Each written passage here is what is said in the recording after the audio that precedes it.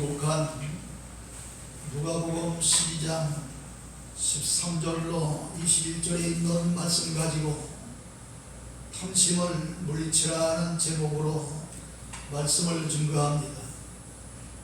사람은 누구나 먹고 싶은 식욕과 가지고 싶은 물욕과 서로 사랑하고 싶은 애욕이라고 하는 본능적인 욕심이 있습니다.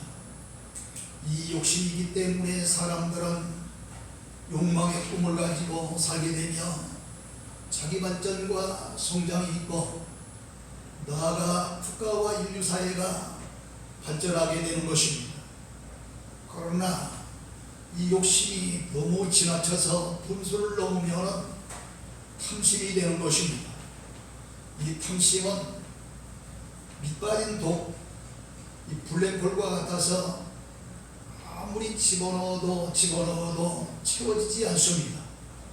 그러므로 적당한 욕심은 우리에게 필요하지만 탐심은 우리를 망하게 하는 원인이 되는 것입니다. 오늘 본문에 보면 예수님을 따르던 무리 중에 한 사람이 예수님께 나와 선생님, 내 형을 명하여 유산을 나와 나누게 하소서 하고 부탁의 말씀을 드렸습니다. 아마 이 형제들은 부모에게 유산을 받은 것이 있었던 것 같습니다. 당시 율법에 의하면 부모에게 받은 유산 가운데 형은 3분의 1을 갖게 되어 있고 동생은 나머지 3분의 1을 가지게 되어 있습니다.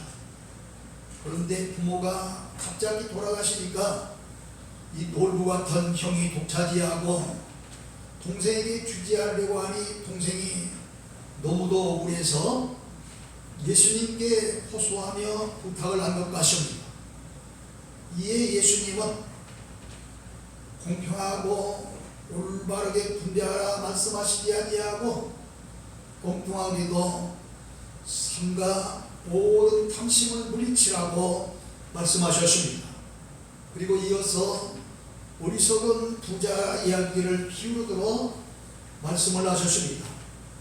그 이유는 예수님은 이런 사건을 재판하는 법관이 아니라 우리 인간의 탐심을 치유하시는 하나님이시기 때문입니다.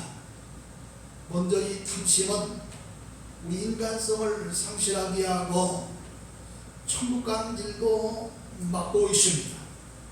본문 15절에 있는 말씀처럼 사람의 생명은 그가 가진 소유에 넉넉함에 있지 않습니다. 탐심은 오히려 인생을 불행하게 만듭니다. 이 세상에 어떤 사람도 물질로 만족과 행복을 얻은 사람은 없습니다. 돈을 사랑하면 또 물질을 사랑하며 이렇게 소유하려는 욕망은 끝없는 갈증만 일으킬 뿐입니다. 사람이 물질로 안정과 평안을 얻으려고 하지만 그 얻으려는 과정에서 얼마나 불안과 염려가 많은지 모릅니다. 지금 우리는 코로나19의 재앙은 물론이요 부동산 문제로 골머리를 앓고 있습니다.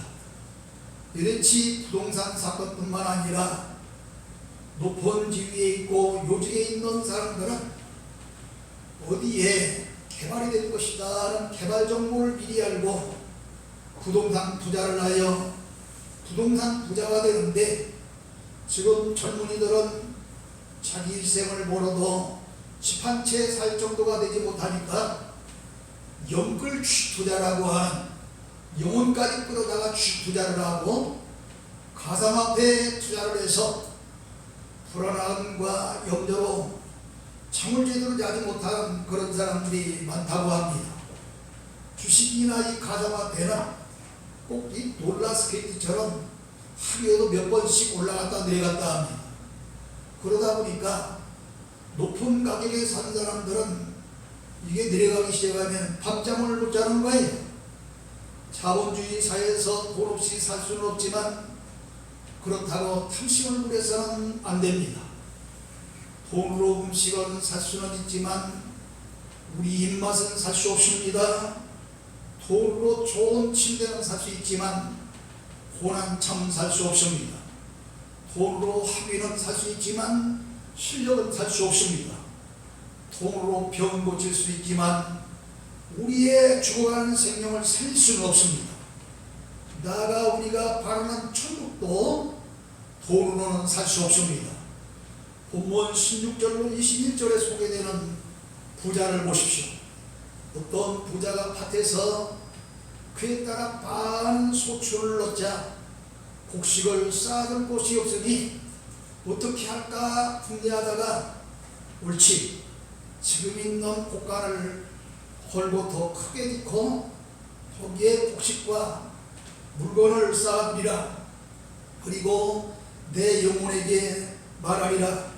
여러에 쓸 물건을 쌓아두었으니 평안히 쉬고 먹고 마시고 즐거워하자 하리라 그랬습니다.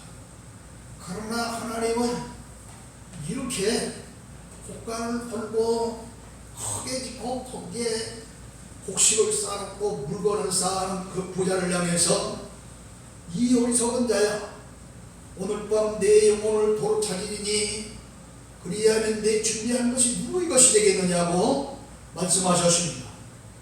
이 어리석은 부자는 인간이 밥만 있으면 살 줄 알았습니다. 물질만 있으면 만족할 줄 알았습니다.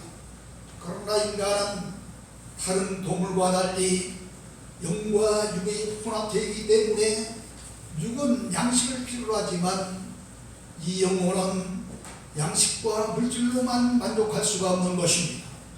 그런데 이 어리석은 자는 곡간을 준비하고 육적인 미래를 계획하는 데는 지혜가 있었으나 하나님 앞에서 자기의 생명과 영혼에 대한 준비가 전혀 없었습니다.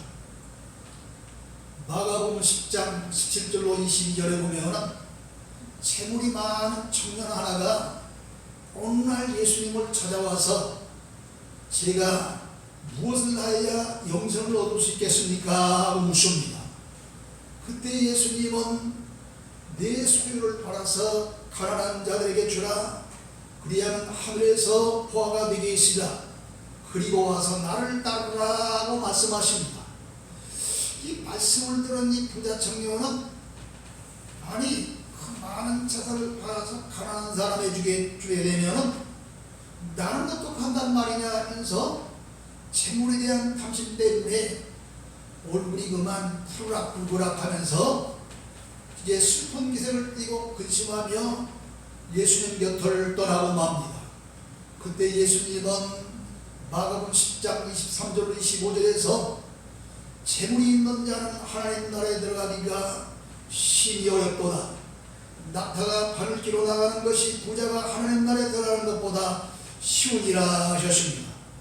이 말씀은 부자가 천국에 못 들어간다는 말씀과는 전혀 다른 말씀입니다. 힘들다는 말씀이에요. 여러분 성경 가운데에 누디와 같은 큰 거, 오늘날로 말하면 저 동대문 시장 같은 곳에서 남대문 시장 같은 가운데서 크게 옷감 장사를 하는 그런 부잣집 마나님이었습니다. 그런데도 그는 예수님을 믿고 구원받았습니다. 저 아리마대 사람 요셉은 이제 큰 부자로 자기의 무덤을 사두었는데 예수님이 장사 지낼 데가 없자 그에게 이제 예수님에게 무덤을 제공할 정도로 예수님을 잘 믿었습니다. 뿐만 아닙니다. 저 마태와 삭개오 같은 그런 오늘날로 말하면 세무직 공무원들입니다. 그것도 그냥 공무원이 아니라 세무소장입니다. 이런 사람들도 예수 믿었습니다. 누가 같은 의사가 얼마나 돈을 잘 법니까? 그러니까 뭐라 해요? 면허장 있는 도둑놈이라고 하잖아요. 얼마나 돈 많이 벌면 그러겠어요.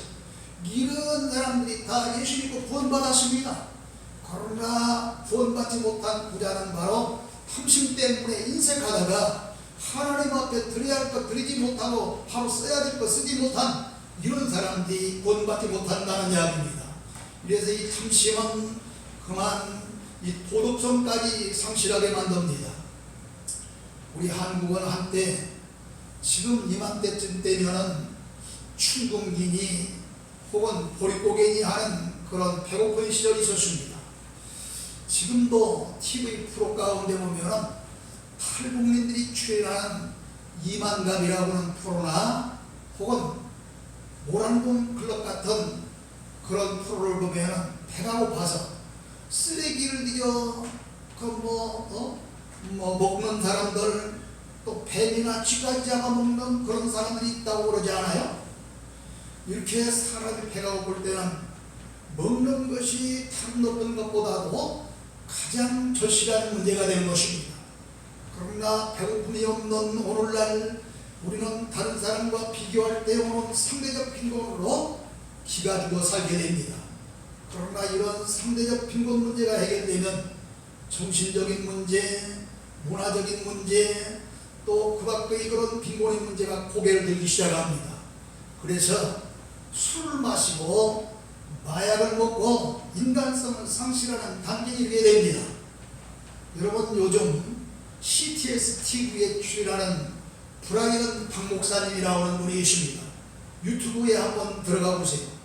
그분은 그 중학교 3학년 때 큰 꿈이 있었는데, 부자가 되는 것이 꿈인데 그냥 보통 부자가 되는 꿈이 아니라 탐욕이 가득해가지고서 세계에서 가장 부자가 되는 꿈. 아니, 그것도 중학교 3학년짜리다. 그래서 미국으로 이민을 가서 알바를 하면서, 근데 그런 꿈을 가지고 그런 탐욕이 있는데 공부는 잘했던가 봐요. 인류대학을 나오고, 그러면서 가만히 보니까 변호사 돈을 제일 많이 버는 것 같더래요. 그래서 변호사가 되기 위해서 로스쿨을 다니는데 우리 한국하고 달리 4년하고 또 3년을 해야 된대요. 우리 로스쿨. 이렇게 해서 변호사가 되는데 당시 변호사의 봉급이 얼마쯤 되냐면 3억 원이랍니다. 근데 그때 그 사람이 연봉이 3억 원인데 우리 한국의 강남의 집이 5천만 원 정도 할 때, 한 채가 5천만 원 정도 할 때 연봉 3억을 벌었으면 1년에 몇 채 버는 거예요? 5, 6, 30. 8채, 60채야. 이 정도로 엄청난 돈을 벌게 되었어요. 근데 이게 어쩌다가 이렇게 돈을 벌다 보니까 그냥 부러울 게 없는 것이죠. 근데 어느 날 누워서 잡지 하나를 쫙 보는데 이 미국의 월가, 이 증권가액입니다. 월가가. 이 월가가 나오는데 여기 보니까 팬드맨이죠. 이 사람들은 3억 정도가 아니라 300억을 번다는 300억. 그래서 그쪽은 3억짜리 변호사 직업을 때려치우고서 증권회사를 찾는데, 증권회사도 아무 증권회사를 찾으면 안 되잖아요. 가장 큰 증권회사를 찾는데 그 증권회사를 이런 사람 받아줄 리가 있습니까? 그러니까 이 변호사 때 사기로운 그런 은행 출신들, 돈 많은 그런 사람들, 이런 사람들 돈을 잘 증권회사에다 물어다 주는 일을 하니까 받아주더라는 거예요. 그러니까 증권회사에 취직을 했어요. 팬드맨이가 된 겁니다. 그래서 이 회사가 점점 사세가 확장되고 이 회사가 잘 되니까 부사장으로 임명하더라네. 그러니까 이게 얼마나 좋은 겁니까? 이런데 이런 걸 하는데도 만족이 없는 거예요. 어딘가 탁 비어있는 거예요. 그래서 중학교 3학년 때부터 사실은 또 술도 마시고 또 담배도 피우고 또 마약도 하고 그랬다더라고요. 그런데 이렇게 큰 돈을 벌고 팬드맨이까지 되고 부사장까지 됐는데도 만족감이 없어서 늘 이 불안해서 자살까지 시도를 하는 거예요. 아니, 1년에 300억쯤 벌면 강남에 집 한 채가 5천만 원 할 때, 이거는 불을 보셨잖아요. 근데 이 가슴에 뭔가 텅 빈 것이 있고 만족감이 없으니까 우울증까지 걸리고 이 야단치고 나니까 이게 자살하려고 몇 번인가 시도, 그것도 실패하고 만 거예요. 여러분, 이렇게 탐욕이 엄청난 그런 돈을 벌어다 줬지만 그 탐욕이 자기의 그런 행복을 가져다 주지 못하고 만족감을 채우지 못했습니다. 그래서 차량까지 시도했다는 거예요. 그 후에는 너무너무 많기 때문에 다음 이야기 때문에 줄입니다. 여러분이 한번 보세요. 그 나중에 결국 이제 목사님까지 되는데요. 이렇게 세상 돈으로는 우리 만족을 얻으려고 해도 만족할 수 없다는 거예요. 그래서 자기를 뭐라 그러냐면 그렇게 얘기하더라고요. 나는 학벌 쓰레기, 학벌이 좋은 쓰레기라는 거예요. 그 다음에 성공한 쓰레기, 그 다음에 출세한 쓰레기, 돈 많은 쓰레기, 이런 잡탕 쓰레기였다. 그런 사람이 이 만족함을 모두 죽으려고까지 한 거예요.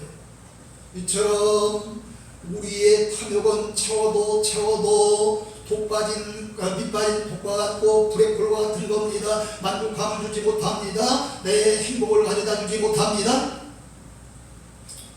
여러분, 그 옛날 우리 조상들은 얼마나 못 살았습니까? 그런데도 그 인정이 있었고 형제 우애가 얼마나 많았습니까? 얼마나 따뜻한 그런 사랑이었습니까?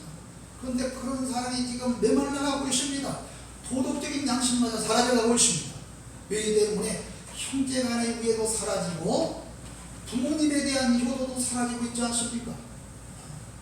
세상에 요즘 아니 며느리가 시어머니 시아버지 오는 걸 꺼리는 세상이 없고, 아니 이제 어떤 사람들은 또 며느리 아들 오는 걸 싫다고는 또 시어머니 시아버지도 있고 이런 세상이 됐어요. 또 참 세상 이상하게 돼서 어쨌든 이렇게 형제 간의 우애도 없고 부모님에 대한 효도도 사라진 지 오래됩니다. 절대적인 빈곤으로 고생하며 먹고 살기 힘들었던 그 옛날에는 서로 우애하며 사랑했습니다. 그런데 이제 잘 살게 되니 서로 싸우고 삽니다. 코로나19로 말미암아 살기가 힘들다고 하지만 그 옛날 보릿고개 시절을 생각하면 지금도 잘 먹고 잘 살잖아요. 아니 우리 그 옛날 지하방에 살던 사람들 다 지상으로 나오고 또 집안 재직 갖고 잘 살잖아요. 그런데 이렇게 잘 살게 되면 이 신앙까지 빈곤해집니다. 지금 유럽의 자살한 나라들은 이 큰 교회가 텅텅 비어 있는데 그 텅텅 비어 있는 교회가 술집이 되어갑니다. 우리 한국도 그럴까봐 두려워요. 경제적인 문제가 해결되면 걱정 없을 것 같지만 이 상대적인 빈곤 문제, 인권 문제, 도덕적인 문제, 영적인 문제까지 겹겹이 쌓이게 되는 것입니다. 왜 그럴까요? 인간의 탐심 때문입니다. 인간의 탐심은 첫사람 아담 때부터 싹트기 시작하여 선악을 알게 하는 나무의 열매를 따먹고 에덴 동산을 잃고 맙니다. 십계명의 마지막 계명을 보면은 내 이웃의 집을 탐내지 말지니라. 내 이웃의 아내나 그의 남종이나 그의 여종이나 그의 소나 그의 닭이나 무릇 내 이웃의 소유를 탐내지 말라 했습니다. 그런데 이것들을 탐내다가 재짓고 망하는 사람들이 얼마나 많습니까? 아니 이 탐심은 그렇기에 보이지 않는 죄인 것입니다. 그러기에 예수님은 탐심을 물리치라고 말씀하신 줄로 믿습니다. 언젠가 신문에 보도된 내용입니다. 이 의사가 되려면 인턴 과정을 거치고 그 다음에 레지던트 과정을 거치고 이제 정식 전문의가 되는 것입니다. 근데 이 인턴 과정은 소위 수련받는 과정이에요. 인턴 과정. 인턴 과정에 있는 젊은 의사 부부가 지 섹시가 결혼이 혼수를 적게 해왔다고 말이죠. 아내를 구타했다는 거예요. 아니 혼수로 1억 정도 혼수를 해왔는데 그것이 적다고 옥신각신 싸우다가 구타한 것입니다. 근데 그래도 언제 서로 사랑을 했는지 임신까지 했는데 이 싸우며 구타하는 바람에 그만 낙태하고 말았어요. 이로 인해서 결국은 이 젊은 의사 부부가 법정까지 가게 됐습니다. 판사가 이들의 자초지종 이야기를 다 들어보더니 그런 남자가 살아도 못합니까? 하면서 구속했다고 합니다. 그런데 놀라운 것은 알고 보니까 이 부친은 이 신랑의 부친은 부산 모교의 장로님이라는 거예요. 그 어머니는 그 교회 권사님이라는 거예요. 이 얼마나 창피한 일입니까? 믿는 장로님 아들딸들이, 권사님 아들딸들이 이렇게 혼수까지 적다 옥신각신하다 구타하고 낭패하고 법정까지 가서 구속까지 갔으니 이 얼마나 창피한 일이에요. 이게 전도가 됩니까? 차례도 전도가 안 될 바에 전도가 되냐고요 지금. 여러분, 저 화웅역을 거치는 분들은 이 코로나 이전에는 예쁜 아가씨들 2명이 나와서 전도하는 것 같죠. 그 사람들 그냥 신천지 전도단들이에요. 전도사들 말하자면. 근데 지금 전도 안 차려요. 왜요? 이 신천지 바람에 중국 우한에 있는 코로나가 이 한국으로 들어가가지고 다 버리고 이야기나니까 이 전도길이 막히니까 못 오는 거예요. 우리도 그러잖아요. 우리도 마찬가지잖아요. 탐욕은요, 이 지구상에 있는 물질의 탐욕거리다가 물질의 눈이 어두워 부모 형제도 눈에 보이지 아니하고 남편과 아내도 눈에 보이지 않는 사람들이 너무도 많습니다. 이렇게 이 세상에는 부자가 되어 행복해지는 사람은 적어도 부자가 되어 망한 사람은 얼마나 많은지 모릅니다. 그래서 탐욕은 여기서 끝이지 아니하고 영적으로 타락하게 만듭니다. 마태복음 13장 34절에 보면은 예수님께서 이 모든 것을 우리에게 비유로 말씀하시고 비유가 아니면 아무것도 말씀하시지 아니하셨다는 말씀이 있는데, 이 말씀처럼 성경을 자세히 보면 예수님이 말씀하신 비유가 무려 40여 개나 됩니다. 비유의 말씀, 예수님이 하신 말씀만. 그런데 그 중에 돈과 소유에 관련된 비유가 몇 개냐면 16개예요. 그러니까 거의 3분의 1이, 40개 중에서 거의 3분의 1이 이 돈과 물질에 대한 그런 비유예요. 그만큼 사람들이 탐심과 탐욕에 눈이 어둡다는 거죠. 누구나 돈 때문에 걱정도 많고 돈 때문에 심령이 타락하기도 합니다. 하와는 이 탐욕 때문에 선악을 알게 하는 나무의 실과를 따먹고 남편 아담까지 공범을 만들고 에덴 동산에서 쫓겨나고 말았습니다. 그 유명한 소돔과 고모라 성이 불탈 때에 노수의 아내는 그만 소돔 속에 두고 온 재물이 너무너무 아까워 미련을 버리지 못하고 뒤를 돌아보다가 뭐가 되었어요? 손기둥이 되어 죽고 말았습니다. 뿐만 아닙니다. 아간은 저 여리고 전쟁시에 전쟁 노획물로 얻은 그런 노획물 몇 점이 탐나서 그걸 감추어뒀다가 자신과 가정이 다 파멸당했습니다. 지난 종려주일날 돌들의 후손 날아오는 제목으로 말씀을 드릴 때에 모압 왕 발락이 물질에 눈이 어두운 발람 선지자에게 이스라엘 저주해달라고 물질과 명예와 권세로 유혹했다는 이야기를 했습니다. 그런데 이 물질에 어두운 발람 선지자, 오늘날로 말하면 목사님인데 이 물질에 어두운 발람 선지자가 발람왕의 유혹을 물리치지 못하니 말 못하는 낙입을 하나님이 열게 하신 것 아닙니까? 왜요? 낙이 타고 갈대로 가지 아니하고 엉뚱하게 발람왕을 찾아가는 그런 발람 산지를 보니까 이 하나님이 그냥 두시지 아니한 거예요. 그러면서 이 나귀는 길을 가다가 어쩌다 보니 이 포도밭이 있는데 포도밭에는 지금은 저 철조망 같은 걸로 이렇게 경계를 두고 이렇게 울타를 했지만 옛날에는 돌담을 쌓아놓던가 봐요. 돌담에 그냥 양말을 탁 딛고 물러오지 아니하고 그러니까 때리잖아요. 발람선지자. 그러니까 왜 때리냐고 말이죠. 내가 언제 이렇게 하는 걸 봤냐고 막 이러면 도비잖아요. 여러분 이렇게 나귀의 책망을 들었습니다. 아니 그것으로 끝나지 않고 천사들이 경책을 받습니다. 그래서 모압에 이르러서 그때야 깨닫고서 이 이스라엘을 저주하지 아니하고 이스라엘을 하나님의 지대로 3번이나 오히려 축복을 합니다. 그런데 훗날 한번 이 타성에 젖어들은 그 탐심에 젖어든 이 발람은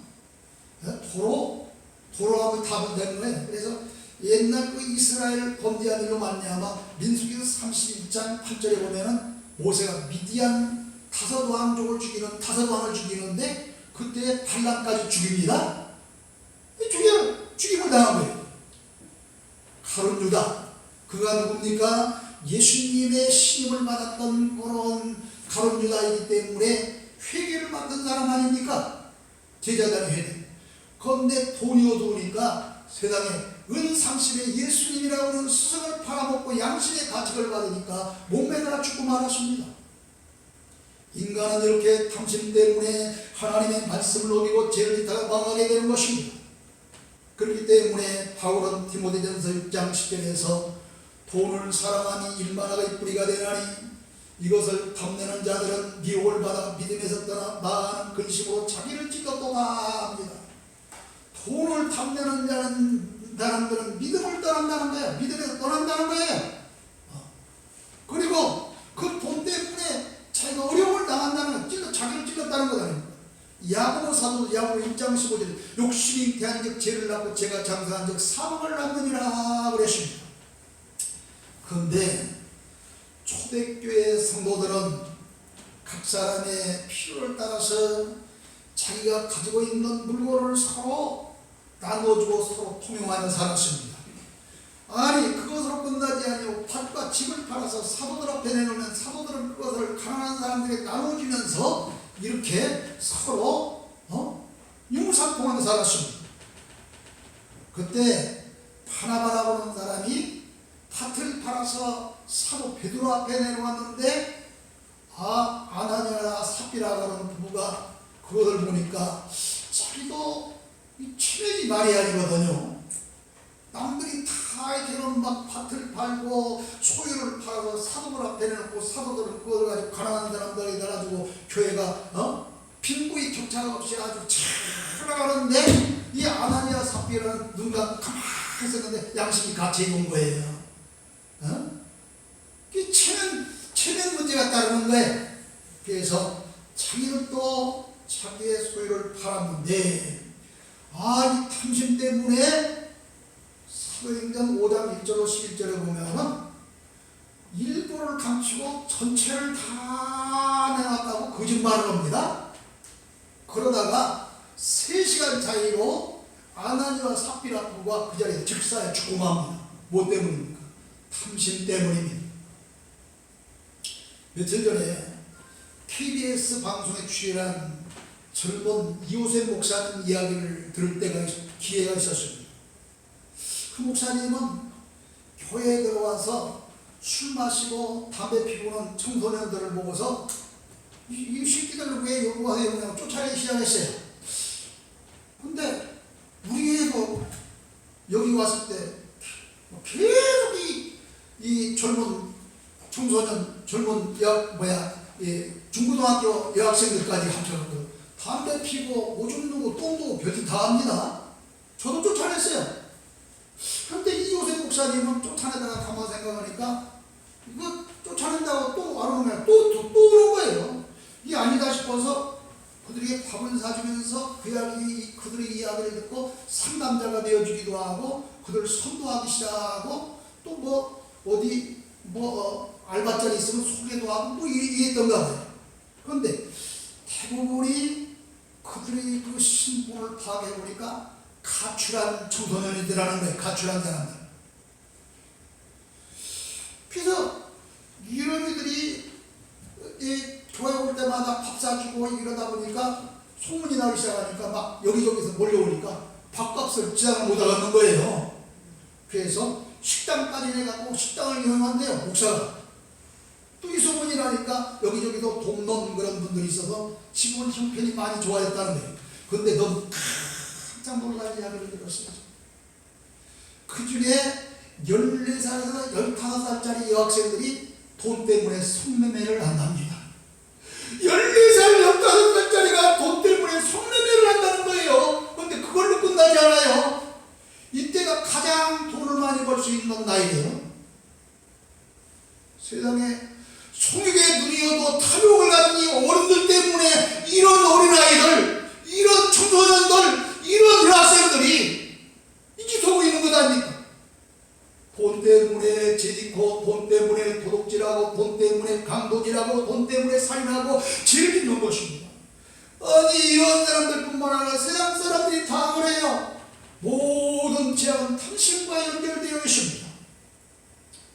그런데 성경에 보면 살인죄와 가늠죄를 범하고도 회개한 다윗은 위대한 이스라엘의 제2대 왕이 되었습니다. 그러나 앞서 말씀드린 대로 탐욕을 가진 자들은 다 망했습니다. 뿐만 아니라 탐심은 신앙 성장을 방해합니다. 영적인 소망의 불을 끄고 세속의 뿌리를 받게 합니다. 영국의 유명한 펄존 목사님은 수천 명의 사람들이 회심하는 것은 보았으나 탐심을 가진 자가 회심하는 것은 본 일이 없다고 했습니다. 그러기에 탐심은 영적으로 타락하게 하는 것입니다. 한신교회 이중표 목사님 이야기입니다. 제 이야기가 아닙니다. 신앙이 성장하는 것을 본 적이 예배를 드리면서 성도들에게 물었습니다. 저는 지금까지 이중표 목사님이 하는 얘기예요. 저는 지금까지 목회하면서 하나님 앞에 인색한 사람이 신앙이 성장하는 것을 본 적이 없습니다. 특히 11조를 하지 않는 사람은 영이 받지 않습니다. 제가 이 시간에 여러분에게 탐욕의 죄가 있는지 진단해 보겠습니다. 진단할 때는 죄송하지만 여러분의 마음이 조금 아플지 모르지만 그래도 참고 진단을 받으시기 바랍니다. 그러면서 첫째, 헌금 이야기가 나오면 인상이 굳어지거나 집에 돌아가실 때 불평하신 적이 있습니까? 물었습니다.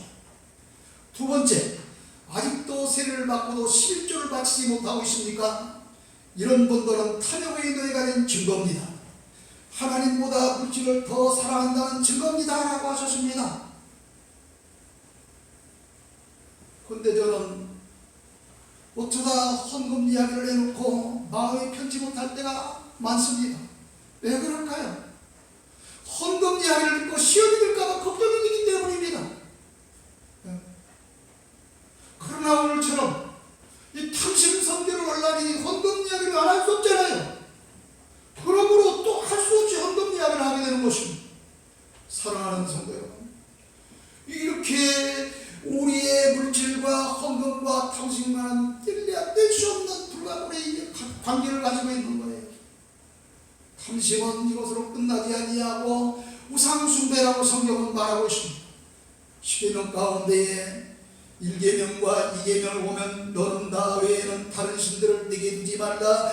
너를 위하여 새긴 우상을 만들지 말고 또 위로 하늘에 있는 것이나 아래로 땅에 있는 것이나 땅 아래 물속에 있는 것에 어떤 형상도 만들지 말며 그것들에게 절하지 말며 그것들을 섬기지 말라 하셨기 때문에 하나님 외에 다른 신을 섬긴다거나 나무로 깎아 만든 어떤 형상이나 돌로 새겨 만든 어떤 형상이나 쇠붙이를 녹여서 만든 그런 형상을 섬기는 것을 우상숭배로만 알고 있습니다.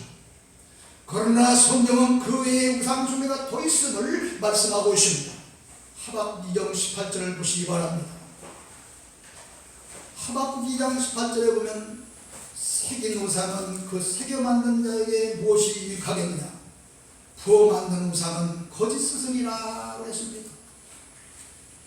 부어 만든 우상이 쇠붙이로 부어 만든 우상이 절간에 부처가 되기도 하고 뭐 어떤 그 형상이 되기도 하는데 이 부어 만든 우상은 그런 것이 아니라 하박국 2장 18절에는 이제 뭐래요? 거짓 스승이라는 거예요.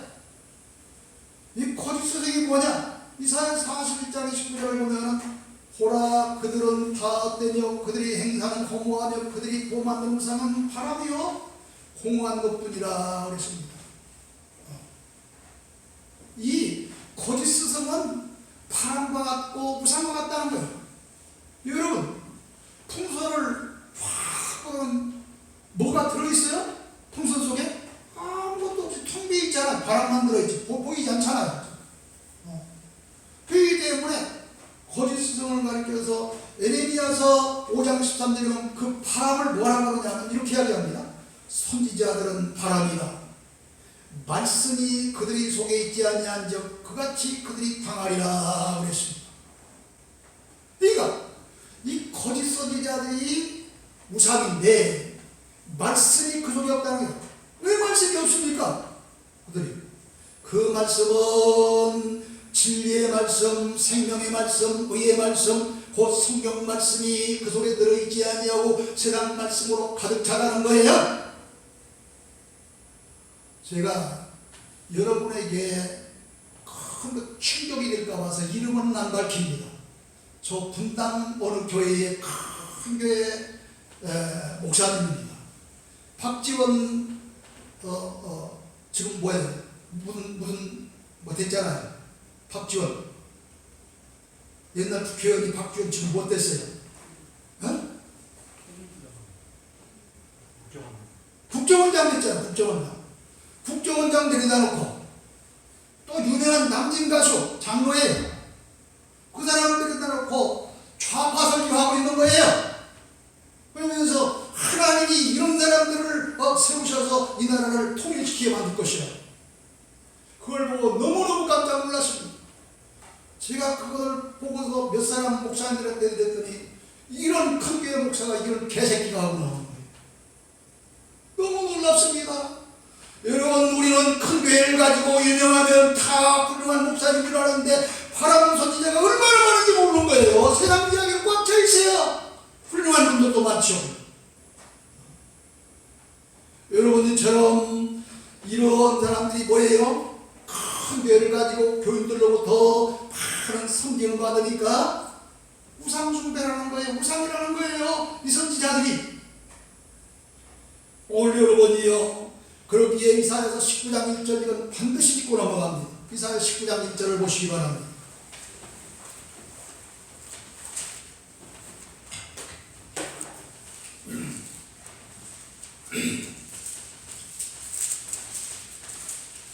이사야 19장 1절에 뭐라고요?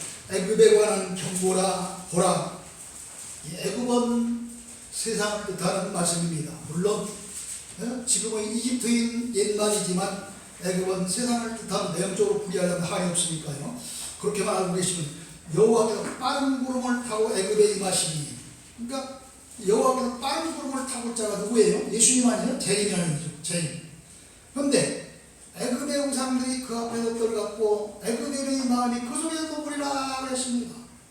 예수님이 빠른 구름을 타고 이 세상에 다시 임하시는데 우상이 나무로 깎아 만든 형상이 우상이고 쇠붙이를 녹여서 만든 우상이 그 우상이고 또 돌로 새겨 만든 우상만이 우상이라고 한다면 그것들이 무생물인데 왜 예수님이 오실 때 벌벌 떨겠습니까?